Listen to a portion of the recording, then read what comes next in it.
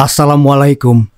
Berjumpa kembali dengan saya Mandala di channel podcast Horror Reborn.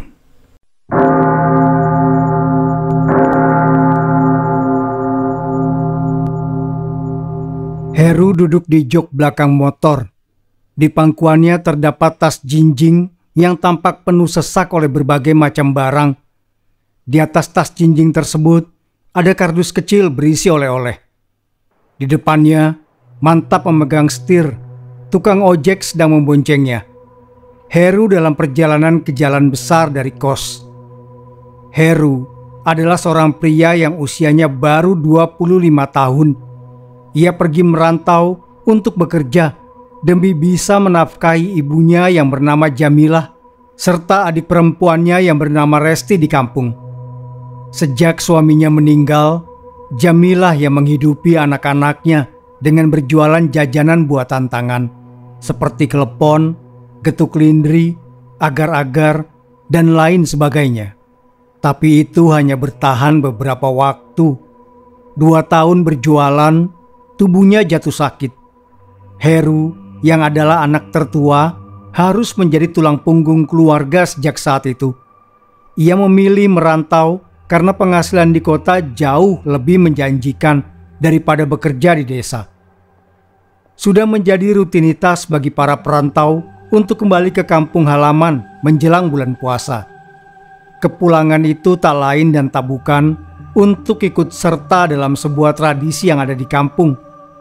Setiap daerah memiliki tradisi yang berbeda.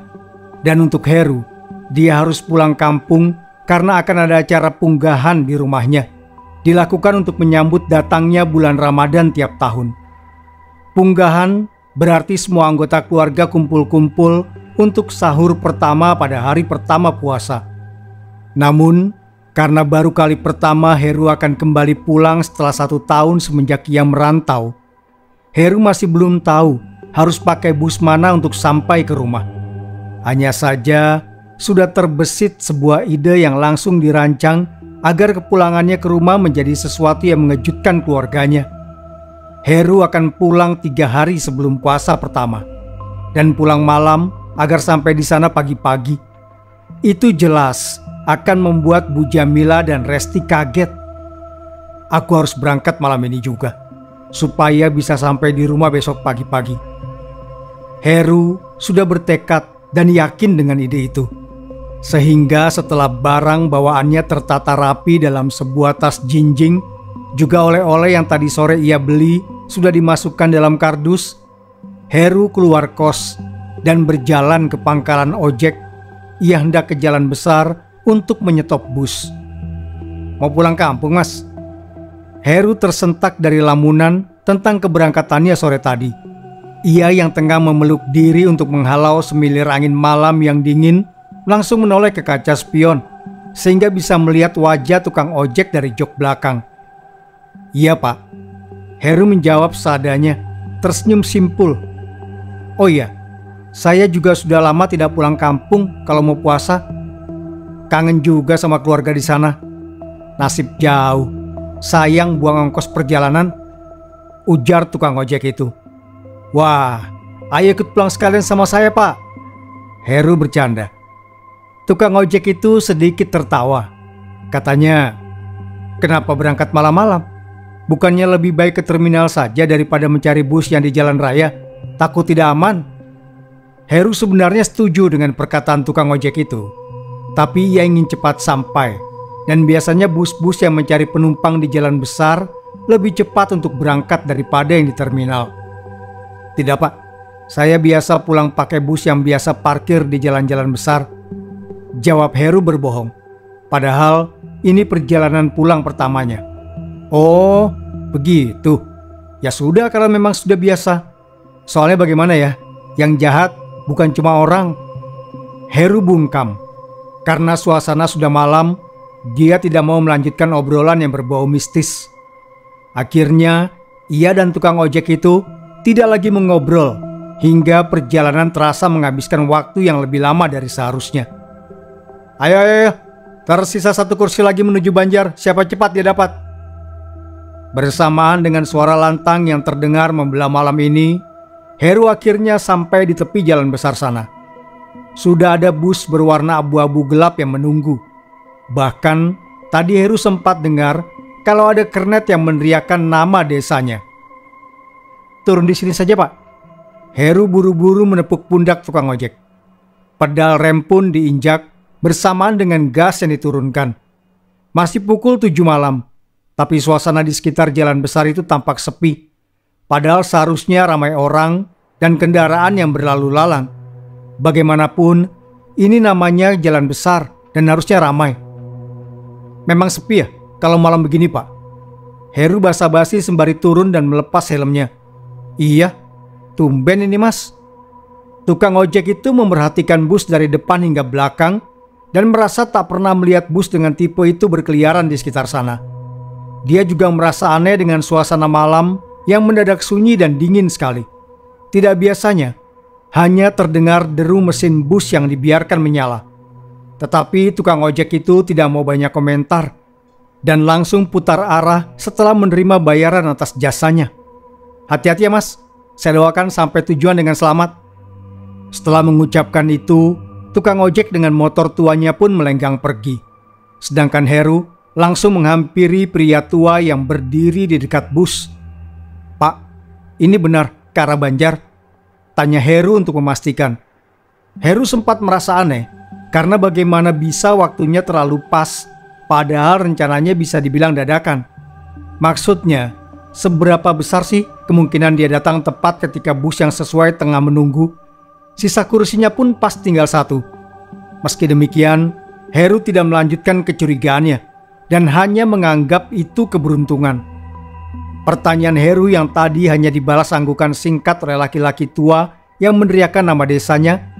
Ia menatap kosong ke depan meski diajak bicara oleh Heru. Orang aneh. Batin Heru mencemooh. Ia tetap menaiki bus berwarna abu-abu gelap itu.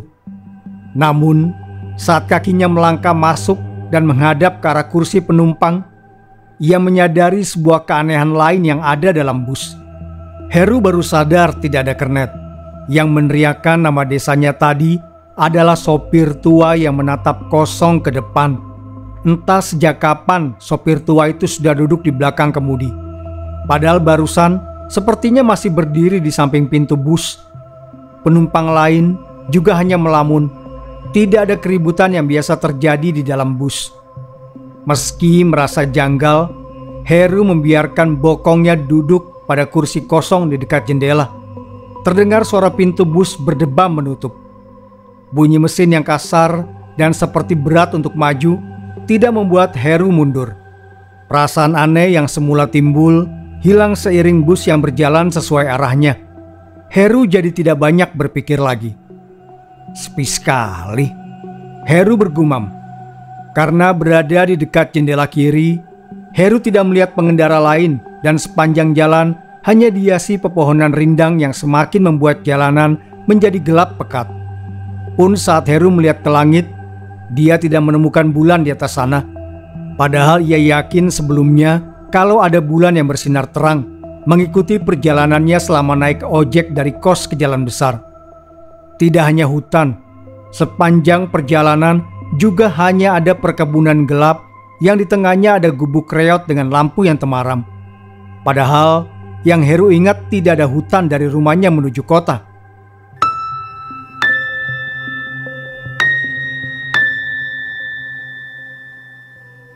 "Mau ke desa Banjar juga, Pak?" tanya Heru pada penumpang berbaju hijau yang duduk berjarak satu kursi dengannya. Bus ini memiliki susunan 3 kursi per baris, 1 di sisi kiri, 2 di sisi kanan, dengan jalan di antaranya. Namun, pria berbadan kurus itu hanya menoleh dengan gerakan leher yang terasa kaku. Bukannya menjawab dengan suara, ia justru hanya mengangguk. "Oh, merantau juga ya, Pak? Saya baru merantau 1 tahun di kota ini, kerja di pabrik, gajinya lumayan besar." Heru sengaja mengajak bicara siapapun di dalam bus. Ia merasa janggal dan risih dengan suasana yang terlalu sunyi di dalam bus seperti ini. Penumpang yang sama hanya menggeleng. Tidak ada suara yang dikeluarkan. Entah kenapa, karena itulah Heru berhenti bertanya. Melihat tidak hanya satu penumpang yang gelagatnya aneh, dia memutuskan untuk menutup mulut dan menikmati perjalanan.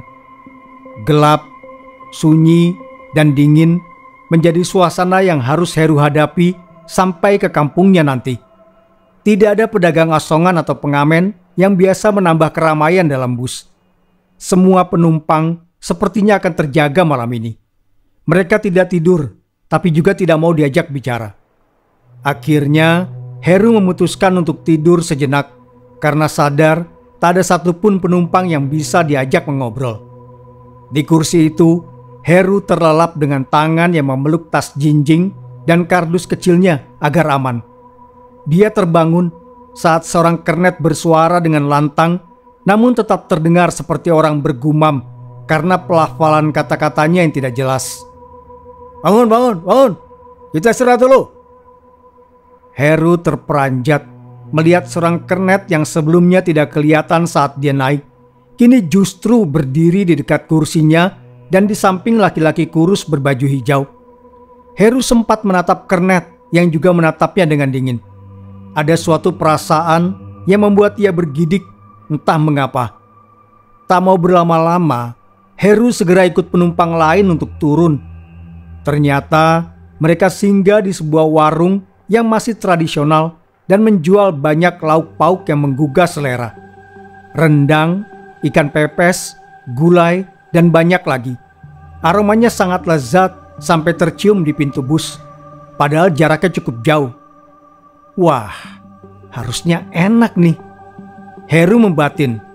Kebetulan aku sudah lapar juga. Heru melihat-lihat hidangan yang berjajar rapi secara seksama. Dari penampakannya saja sudah terlihat kalau rasanya pasti sedap. Namun semakin dekat ia dengan lauk pauk yang ada dalam sebuah kotak kaca itu, nafsu makannya mendadak hilang. Rasa laparnya sirna tanpa sebab yang jelas. Malah rasa mual ingin muntah. Heru menatap penumpang lain yang duduk di kursi warung itu dan membeli makanan. Mereka memakan lauk daging dan ikan tanpa nasi. Cara mereka makan pun tampak rakus dan buas. Itu membuat Heru bergidik. Bulu kuduknya meremang. Heru melangkah ke arah bus. Ia mengusap perutnya yang semula lapar, tapi sudah kehilangan nafsu makan. Nah, makan roti yang aku bawa saja. Kayaknya lebih enak. Perutku mendadak mual melihat makanan berat.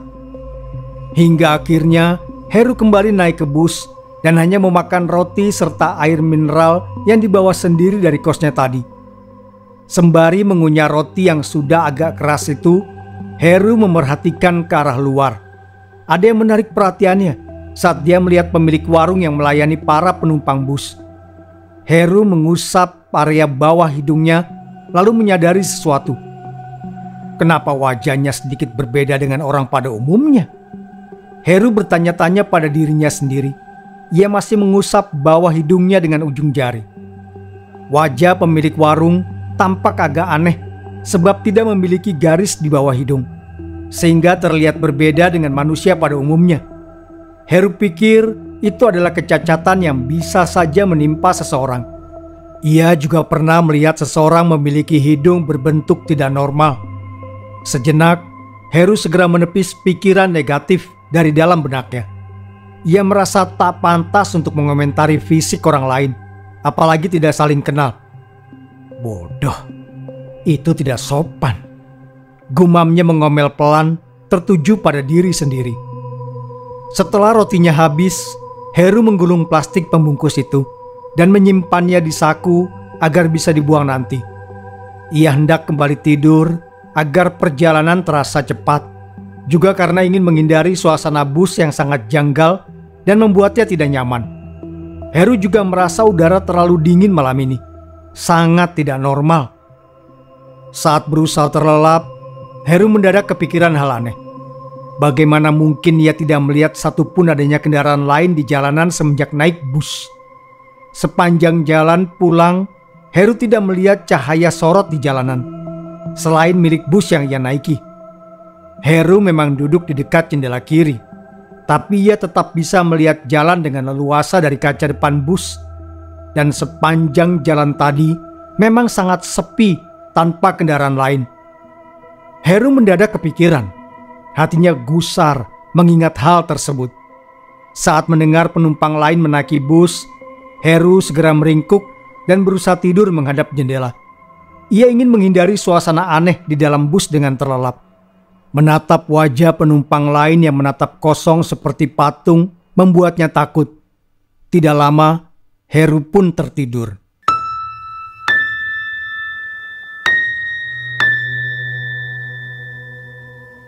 Heru terbangun oleh tepukan pelan di pundaknya. Kernet bus berdiri menatapnya tajam. Heru melihat sekitar. Ia sudah sampai di belokan yang mengarah ke desanya. Heru segera berdiri. Ia berpikir kalau dirinya sudah dibangunkan berkali-kali, tapi sulit bangun. Makanya kernet itu menatap tidak ramah. Heru segera membereskan barang bawaannya dan mengecek apakah ada yang tertinggal atau tidak. Saat dia menyusuri jalan yang berada di tengah bus, Heru kebingungan karena penumpang yang lain hanya duduk diam dan menatap kosong ke arah depan. Mereka tidak ikut turun, padahal tujuan mereka sama. Heru bersiap turun paling pertama, dan dia sendirian. "Tidak ikut turun, Pak?" tanya Heru pada laki-laki kurus berbaju hijau di sampingnya. Responsnya masih sama, dengan gerakan leher yang kaku. Kali ini, dia sedikit membuka suara.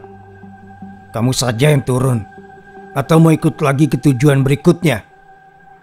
Heru sedikit tersenyum mendengar suaranya yang ternyata sedikit serak tapi pelan. Heru langsung bergegas untuk keluar dari bus.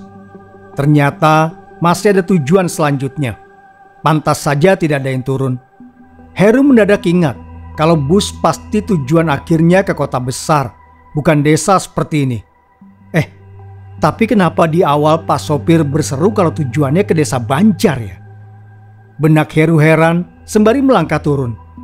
Saat kakinya sudah menyentuh tanah, Heru yang hendak melanjutkan perjalanan seketika teringat kalau belum membayar ongkos. Sayangnya, Heru sudah terlambat. Bus yang mengantarnya entah sejak kapan sudah hilang saat ia kembali menoleh ke belakang. Padahal tidak ada suara deru mesin jauh, membuat Heru heran. Bagaimana bisa? Heru juga bingung kenapa kernet itu tidak meminta uang kepadanya padahal sudah naik bus mereka. Heru yang sudah merasakan nyeri akibat duduk di kursi yang kurang nyaman akhirnya kembali melanjutkan langkah kecilnya menuju kampung. Ia tak mau ambil pusing dengan kejadian barusan. Anggap saja sedang dapat rezeki. Tahu bukan mau Heru untuk naik bus tanpa membayar. Ia benar-benar lupa. Wah, cepat juga bus tadi. Apa ya namanya? Heru sempat menengok ke belakang lagi. Di bawah bentangan langit yang kini mendadak bertabur ribuan bintang yang terang serta bulan yang berbentuk setengah lingkaran, Heru sudah sampai di kampungnya pada saat sebelum subuh. Karena itu dia pikir armada bus tadi sangatlah sigap dan bergerak dengan cepat. Padahal harusnya aku sampai sekitar jam 7 pagi. Tapi sebelum subuh sudah sampai. Mungkin sopirnya ngebut. Aku tidak sadar karena tidur sepanjang jalan. Gumam Heru yang terus berjalan menyusuri jalanan yang tidak terlalu lebar itu. Akhirnya Heru sampai pada tujuan terakhirnya. Rumah masa kecil yang masih ditinggali oleh Resti adiknya dan ibunya, Bu Jamilah. Dia mengetuk pintu itu beberapa kali. Tentu saja adik dan ibunya sudah terlelap sehingga Heru harus lebih kencang mengetuk pintu. "Bu, Heru pulang." "Resti." Heru sedikit mengeraskan suaranya, berharap dapat membangunkan Bu Jamila dan Resti. Terdengar langkah mendekat dari dalam, diikuti pintu kayu tua yang berderit terbuka lebar.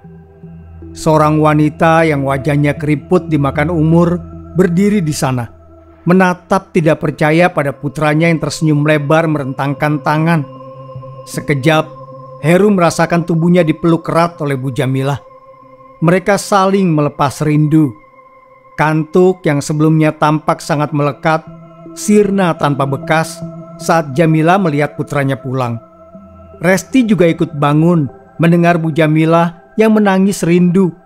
Ia segera memeluk kakaknya yang sangat ia sayang. Sambutan hangat dari Bu Jamila dan Resti berlanjut ke obrolan hangat. Mereka memutuskan untuk berkumpul sejenak di ruang keluarga. "Kamu kok pulangnya tengah malam begini, Her?" tanya Jamilah. Dia penasaran. Heru terkejut mendengarnya. Bagaimana mungkin itu terjadi? Jelas-jelas ia berangkat sehabis maghrib. Sampai sebelum subuh saja sudah cepat sekali. Mana mungkin ini masih tengah malam? Heru menganggap Bu Jamila bercanda dan hendak meluruskan. Tapi kalimatnya yang baru sampai tenggorokan segera terpotong. "Iya kak, tuh masih jam 12. Aku sama ibu saja baru tidur. Aku kira sedang bermimpi waktu dengar suara kakak tadi," imbu Resti. Saat Heru melihat jam dinding mereka yang usianya sudah bertahun-tahun, alangkah terkejutnya ia karena masih pukul 12 malam tepat. Ternyata mereka tidak bercanda. Padahal perjalanan dari kota ke kampungnya tidak kurang menghabiskan waktu 12 jam perjalanan. Hah? Jam 12? Heru tercengang. "Kamu juga pulangnya mepet sekali sama malam punggahan, Her. Ibu sama Resti sudah menunggu kamu dari kemarin," kata ibunya lagi. Mendengar hal itu, Heru semakin dibuat bingung. Padahal dia berangkat 3 hari sebelum puasa. Heru pikir bus yang dinaikinya itu melaju dengan cepat, tapi justru membawanya hingga berhari-hari. Heru mendadak merasakan pusing yang teramat hebat. Perutnya pun mendadak seperti terlilit. Entah kenapa ia merasa sakit sekali.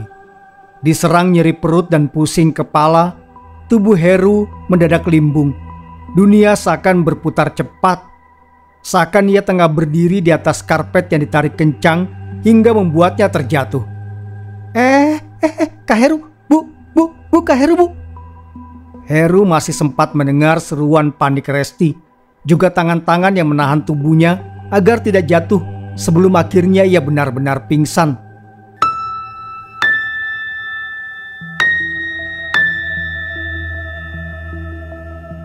Perlahan mata Heru terbuka. Saat ia bangun, sudah ada seorang tabib di samping tempat tidur yang menunggunya untuk sadar. Tabib itu segera menyuruh Heru memakan bubur buatan Bu Jamilah. Heru yang merasa perutnya benar-benar kosong langsung melahap habis semangkuk bubur hambar yang malah terasa sangat lezat tersebut. Rasa lapar memang benar adalah lauk terbaik. Setelah Heru selesai makan dan tenaganya pulih, tabib itu meminta Heru untuk mulai menceritakan apa yang ia alami malam tadi. "Nak Heru, coba ceritakan apa yang terjadi sama kamu. Saya sudah mendengar bagaimana kamu pingsan dari Bu Jamilah. Dan setelah saya periksa, kamu kelaparan karena tidak makan berhari-hari. Bu Jamilah juga bilang kamu terlihat kaget saat melihat jam. Ada apa?" pinta tabib itu. Heru mengubah posisinya supaya lebih nyaman menghadap tabib yang umurnya beberapa tahun di atas Bu Jamilah. Dengan wajahnya yang sedikit pucat saat mengingat ulang kejadian itu, Heru mulai bercerita. "Saya berniat pulang dari kota ke kampung di malam hari, Bib. Jadi saya langsung saja berangkat dari kos pakai ojek menuju ke jalan besar." Heru memulai. "Lalu di perjalanan tidak ada yang aneh. Saya juga mengobrol seperti biasa sama tukang ojek yang mengantar saya dari kos. Tapi tinggal beberapa meter lagi dekat jalan besar, saya dengar ada kernet bus yang cari penumpang satu lagi untuk ke desa ini. Akhirnya saya berhenti. Setelah bayar ojek, saya langsung tanya ke laki-laki tua yang saya kira dia kernet. Ternyata tujuannya memang ke desa ini. Karena kebetulan waktunya pas sama rencana saya yang mau pulang, akhirnya saya naik saja." Heru menjeda sejenak. "Lanjutkan saja. Saya juga perlu dengar secara keseluruhan apa yang menimpa kamu." Setelah Heru menarik nafas dalam-dalam, dia kembali bercerita. "Jadi, saya naik bus abu-abu gelap itu. Dan di dalam bus, Saya merasa aneh. Ternyata tidak ada kernet bus. Penumpang lain juga lebih banyak diam dan melamun. Pertanyaan saya tidak digubris waktu saya mencoba untuk mengajak ngobrol salah satu penumpang. Pandangan sopir tua itu juga lurus seperti tidak memperhatikan kanan atau kiri. Bisa saja kan ada mobil atau kendaraan lain yang mau menyalip dari belakang. Tapi sopir ini sepertinya cuma memandang ke depan. Penumpang lain juga seperti sopir bus itu. Mereka juga menatap lurus ke depan, seperti melihat punggung kursi terus-menerus. Tabib memandang heran. Bus abu-abu gelap? Heru mengangguk. Ya Bib, saya punya kenalan di terminal. Saya juga sering temui teman saya di sana.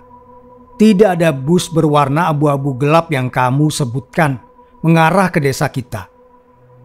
Heru tercengang mendengarnya. Dia ingat jelas warna bus yang dinaiki. Bahkan wajah para penumpang dan sopirnya pun Heru masih ingat. Tidak apa-apa, lanjutkan dulu sampai selesai.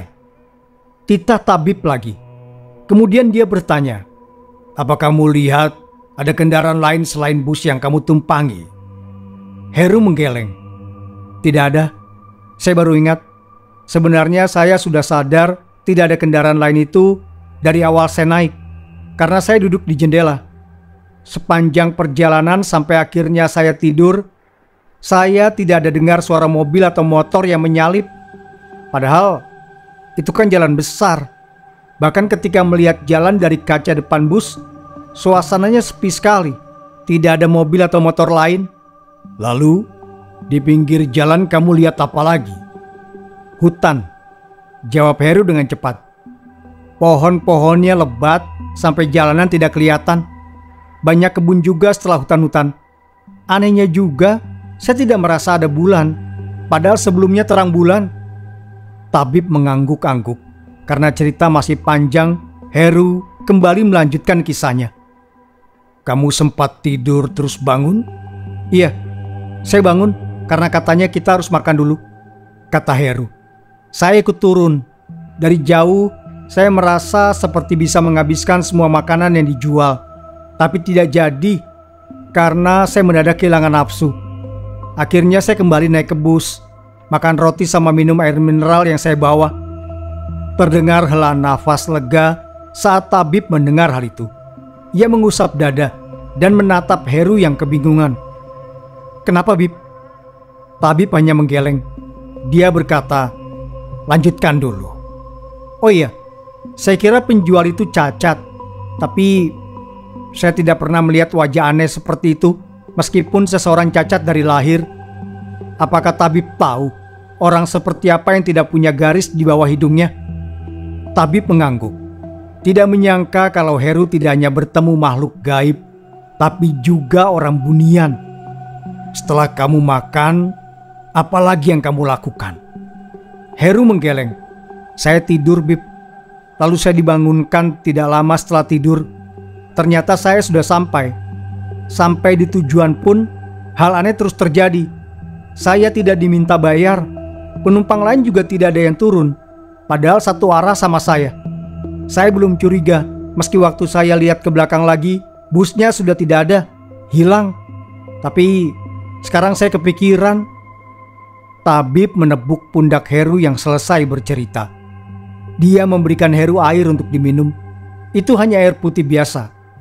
Tabib berdeham. Dia hendak menyimpulkan apa yang sebenarnya dialami oleh Heru. Kemungkinan kamu diculik jin dan dibawa ke alam gaib, nak. Satu kalimat itu spontan membuat Heru terbatuk. Matanya menatap tabib dan terlihat tidak percaya. Wajar saja, Heru merasa semuanya normal hingga Bu Jamila bilang kalau dia datang tepat saat malam punggahan. Hanya itu yang menjadi pikiran bagi Heru. Untungnya kamu tidak makan makanan yang kamu lihat sewaktu kamu istirahat itu. Kalau kamu makan, kamu akan terperangkap di alam gaib selamanya. Lalu yang kamu lihat seperti manusia namun cacat dan tidak punya garis di bawah hidung, mereka adalah orang-orang bunian. Fisiknya memang seperti manusia, tapi mereka berbeda dengan kita. Jelas tabib yang menggunakan pakaian serba putih itu. Heru tidak menyangka kalau dirinya ternyata mengalami pengalaman mistis. Ia menyesal tidak menyadari hal itu sebelum terlanjur jauh, dan untungnya ia tidak terjebak di alam sana. Yang benar, tabib. Keningnya berkerut. Heru takut sekaligus bingung. Benar, kamu harus lebih berhati-hati lagi, tabib mengingatkan. Lalu, di dalam ruangan yang juga ada Resti dan Jamilah, mereka sama terkejutnya dengan Heru. Rasa syukur diucapkan berkali-kali karena Heru berhasil pulang. Tak terbayang kalau puasa hari pertama ternyata mereka kehilangan Heru. Berarti memang benar perjalanan kakak ke kampung itu kurang lebih selama 3 hari. Tutur Resti seraya menatap tabib. Kenapakah Heru justru merasa seperti cepat? Tabib memberikan jawaban. Menurut orang yang pernah masuk ke alam gaib, ada 3 pengakuan berbeda. Ada yang bilang ada malam ada siang di alam gaib. Ada yang bilang selalu malam sepanjang waktu. Ada juga yang bilang selalu pagi sepanjang waktu. Tapi kesamaan dari 3 waktu itu adalah tidak ada matahari ataupun bulan. Langit cuma ditutupi awan-awan yang kelabu sepanjang waktu. Malam gelap gulita karena cahaya bulan tertahan awan. Heru langsung menyahut. Benar, memang benar seperti itu. Aku merasa suasana berubah saat naik ke dalam bus. Selain tidak ada kendaraan lain, malam juga lebih gelap. Tidak ada bulan, padahal sebelumnya ada bulan walau sinarnya tidak terang. Karena itulah Heru merasa cepat. Padahal hari sudah berganti, tapi waktunya tetap malam selama 3 hari di alam gaib. Bisa jadi Heru tidur lama sekali. Tapi sebenarnya saya kurang tahu juga pastinya. Alam gaib itu penuh misteri tanpa kepastian. Setiap orang yang masuk ke sana memberikan pengakuan yang berbeda. Jelas tabib lagi. Jantung Heru jadi berpacu sangat kencang. Heru bersumpah tidak akan mengulangi pengalaman yang sama. Terlalu menyeramkan dan membuat bulu kuduknya merinding setiap kali mengingatnya.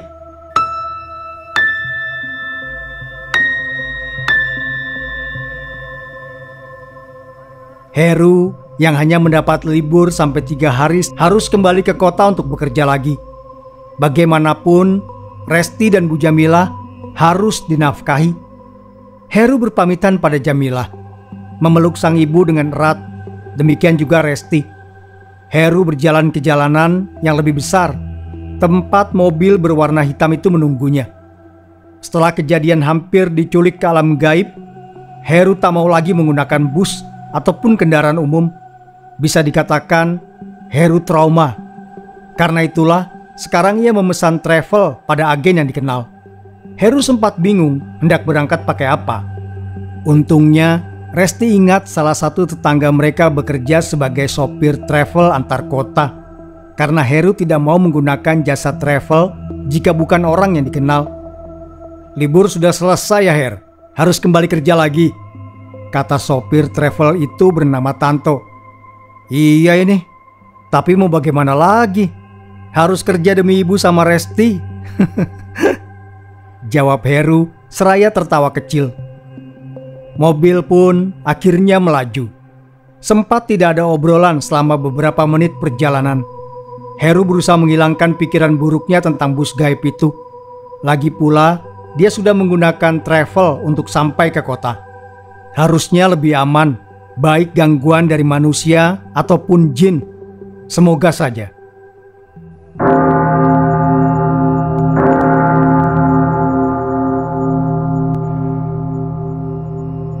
Terima kasih sudah mendengarkan. Wassalamualaikum warahmatullahi wabarakatuh. Sampai berjumpa kembali. Sapunyere pegat simpai, paturai patepang deui.